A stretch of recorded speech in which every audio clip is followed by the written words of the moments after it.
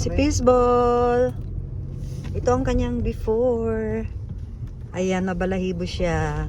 Tingnan natin yung after kasi magpapagupit silang dalawa. Silang tatlo pala. Mamaya pang schedule ni Kikiam. Di ba, Pis? Oh, pogi ng piskong yan eh. Eto si Fishball. Ayan, before. Mamaya pakita ko yung after nila. Oh. After, saan kayo? Papagupit sila. Magpapagupit ang mga babies namin. Ayan, ganiginaw sila kasi super ginaw dito ngayon.